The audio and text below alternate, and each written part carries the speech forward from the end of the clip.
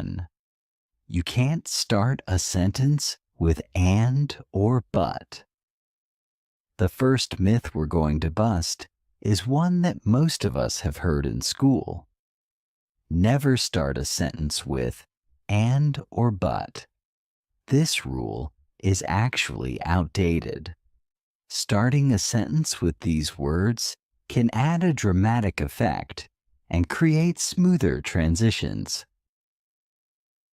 Explanation. Using and or but at the beginning of a sentence can be a powerful way to connect ideas. In fact, professional writers do it all the time to create emphasis or a conversational tone. Example.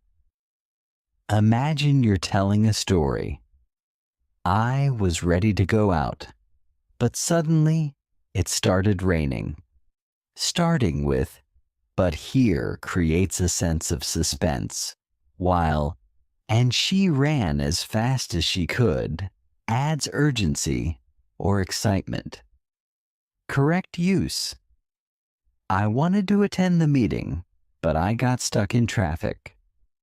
Another example. She worked hard all week, and finally, she got the results she deserved. Alternative without and but. I was ready to go out. However, it suddenly started raining. This sounds fine, but makes it more direct and engaging. Bust the myth. So feel free to use and or but to start sentences if it makes the sentence flow better. Just don't overdo it. Myth 2. Passive voice is always wrong. Many of us were taught to avoid the passive voice, but the truth is that it has its own place in English. The passive voice can be a great way to emphasize an action rather than focusing on who performed it. Explanation. In the active voice, the subject performs the action, as in, the chef cooked the meal. But in the passive voice, the focus is on the action itself. The meal was cooked by the chef.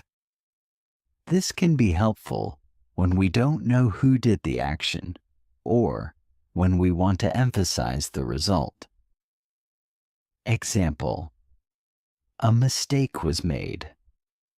Here, it's more about the mistake rather than who made it. Active voice. Example.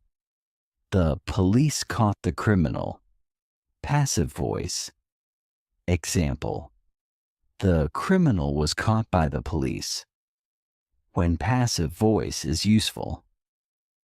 In science, for instance, we use the passive voice often. The experiment was completed successfully. Keeps the focus on the experiment's outcome rather than the person conducting it. Bust the myth.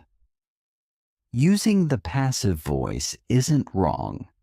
It's just another tool to convey the message in a way that fits the context. Use it when it suits your purpose.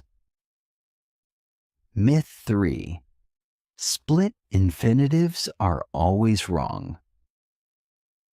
Another common myth is that you should never split infinitives. An infinitive is the base form of a verb with to in front, like to eat or to go. To split an infinitive means to put a word between to and the verb, like to quickly go. This rule actually comes from Latin, where it's impossible to split an infinitive. Explanation.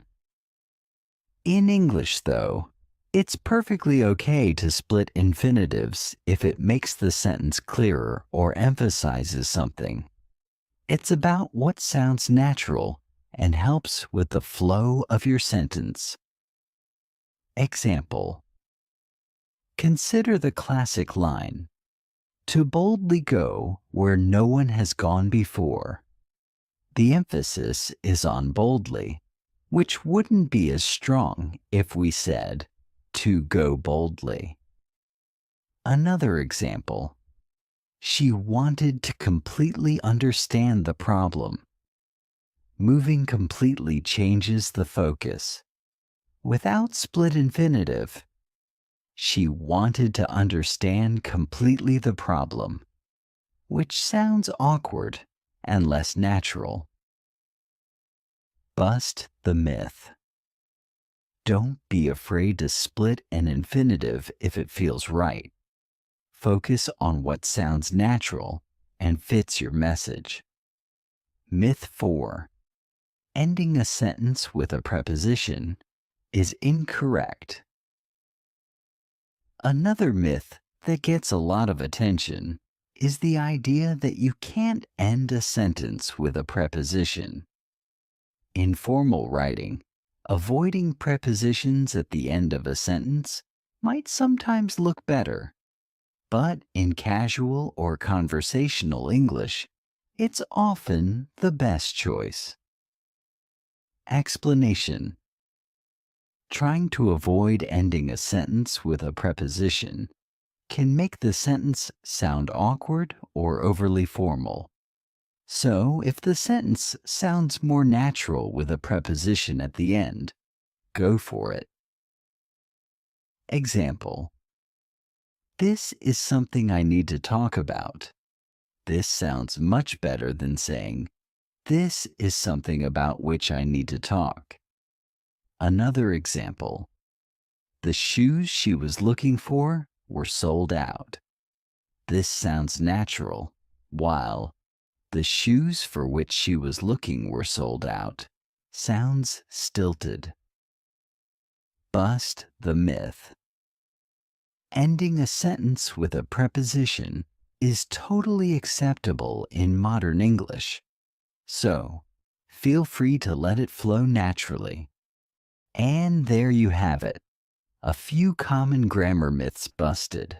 Remember, grammar rules are meant to guide us, not restrict us. Don't be afraid to break a few rules when it helps your message come through clearly and naturally. If you enjoyed this video, please like, subscribe, and share with someone who might still believe in these grammar myths. Thanks for watching, and see you next time.